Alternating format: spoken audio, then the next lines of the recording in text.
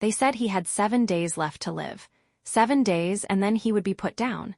Not because he was sick, not because he was old, but because he was deemed too dangerous, too broken, and too far gone to be saved.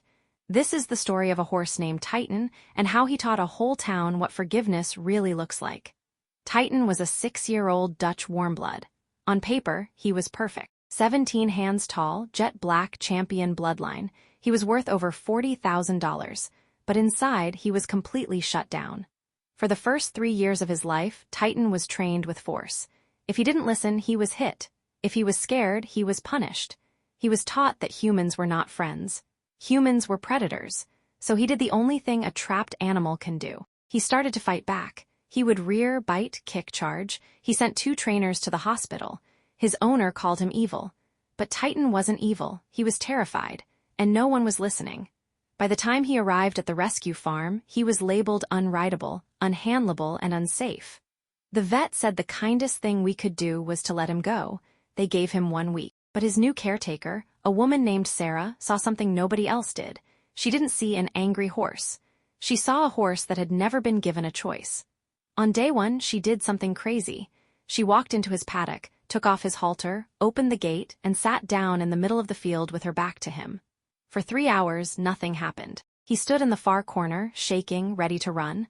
On day 2, she came back. Same thing, no rope, no treat, no demand, just presence. On day 3, something shifted.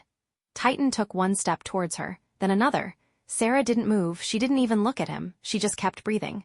Slowly, deliberately. Horses don't understand words, they understand energy. They understand intention.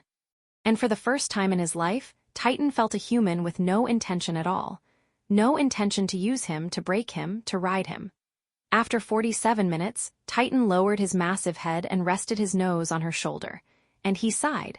It was a sigh that sounded like he had been holding his breath for 6 years. That was the beginning, but it was not the end. Sarah knew that trust is not built in a moment. It is built in 100 boring moments, so she never trained Titan. She played with him. She walked with him without a lead rope.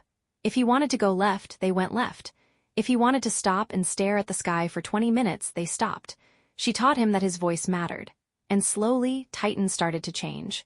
His eyes got softer. His muscles, which were always tense and tight, began to relax. He started to follow her around like a giant dog.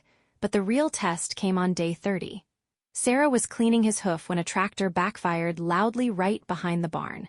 It was the kind of sound that would have made the old Titan bolt, kick, or kill. This time, Titan flinched. His whole body went rigid with fear. Every instinct told him to run, but instead of running away from her, he ran behind her. He hid behind this tiny woman, this human who was half his size, and he used her as a shield. In that moment, Sarah knew. He wasn't choosing her because he had to. He was choosing her because he trusted her with his life. Today, 2 years later, Titan is not a dangerous horse. He gives pony rides to disabled children. He lets them hug his legs and paint his coat. The children who cannot walk find freedom on his back. He was never broken. He was just broken-hearted. And all a broken heart needs is someone who is willing to sit in the dirt with you until you are ready to love again. So maybe the question is not, how do we fix a broken horse?